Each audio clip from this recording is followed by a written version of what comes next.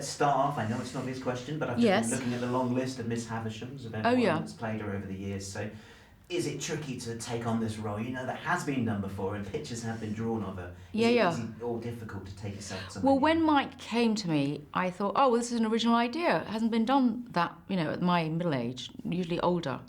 But then I found out Gillian Anderson was doing it the week later. I thought, oh, okay, she's even younger. Bang goes the original idea. But I said yes, I couldn't back out. And then, then you think like, okay, what can I do?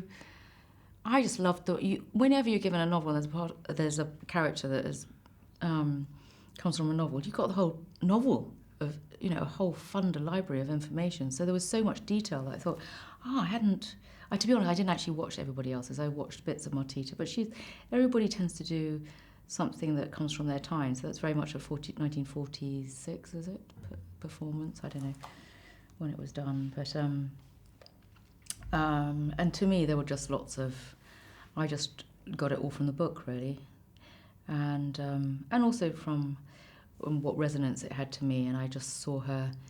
We had a lunch with Mike. Well, me and Mike had lunch, not me and my 7 other personalities. We all came to lunch. And he said, what do you think? So I said, well, it's all about control. And it's grief. She is absolutely, I think that's why she's such an icon, because she is like the ultimate grief-struck thing, pathologically grieving. She does not stop grieving.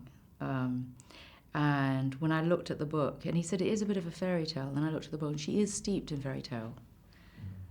Like imagery, well, I had a big idea. My big idea, which these people, they must be so bored of it. What was my big idea? Yeah, okay. No. Come on, kids. You've not been listening. Okay, so she hears the news when she's putting her shoes on. She's only getting one shoe on, and she never puts the other shoe on. How? Cinderella.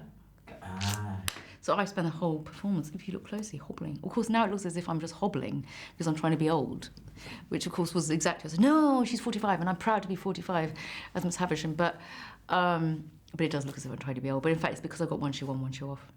And then there was a sort of Rapunzel thing, I thought, with veil, the veil should just get longer. And then Sleeping Beauty, because she closes the doors and everything gets overgrown. And ivy, and Pip's like a knight in shining armour. And there's the fairy godmother. In fact, he refers to her as a fairy godmother. So I use my lorgnette as a wand a lot of the time. So there was a lot of things. And then psychologically, I took her to my psychiatrist and my chiropractor. Chiropractor went straight down osteoporosis and vitamin D deficiency and rickets and bone density.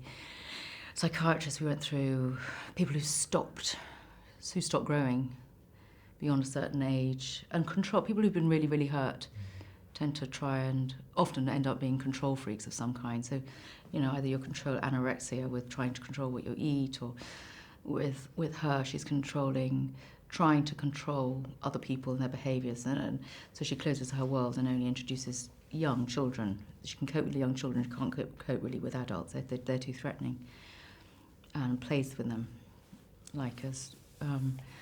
And so there's a real, you know, control freak thing, and just using her money too to try and bribe people. I was reading